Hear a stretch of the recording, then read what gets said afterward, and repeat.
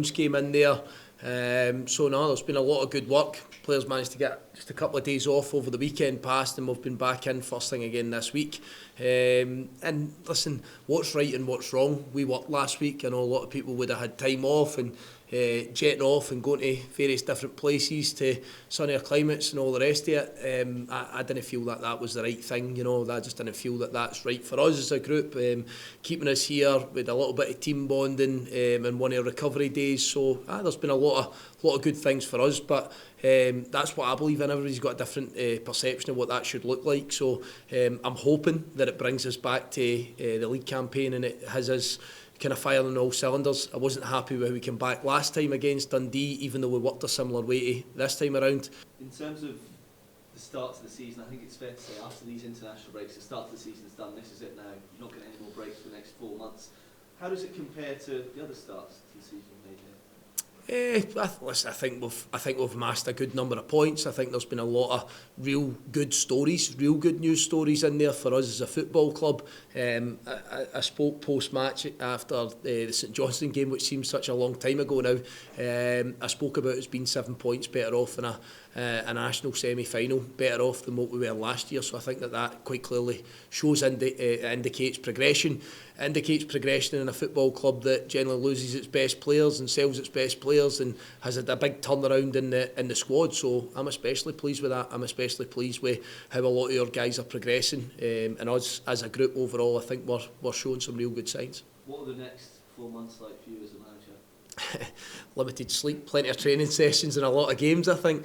I honestly look forward to it. I know I've heard one or two out with this football club, to be fair, talking about a wee bit of apprehension, no winter break and all the rest of it. I don't know. I hate extra days off. I like to be in working, trying to become better at my job, for the players to try to become better at their job. Understand that there needs to be rest and recovery within that, but this is what we sign up for. This is what we want to do. Play as many games you possibly can, try and be successful as you possibly can. Sounds simple, but it's kind of what I believe in. Stuart, you spoke about good news stories there. One of those news stories is Lennon Miller, obviously. How do you manage that the hype? If you stop asking me the question, it becomes a lot easier. No, I'm only joking. Fine. No issues at all. I think what Lennon's done over the last week or two has showed everybody what he is as a lad. He dips down, he goes to play with Scotland's under-19s. We had a conversation with them about managing his game time before the 3 games.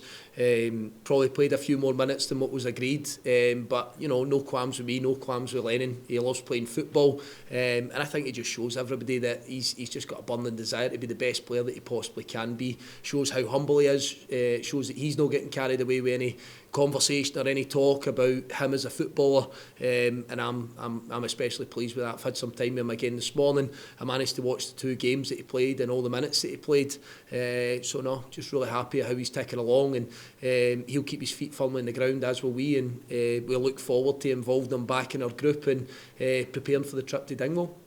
The genie's out of the lamp now with regards to Lennon Miller. Like, everyone knows about him. You know that yourself. I understand there's quite a few clubs looking at him.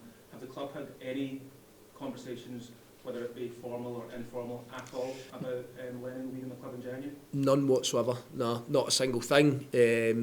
It's not something we speak about, contrary to what might be out there in the press and all the rumours and all the different clubs and people that have been at games watching. That may well be the case, but it's not going to affect my thinking. It's certainly not going to affect Lennon's.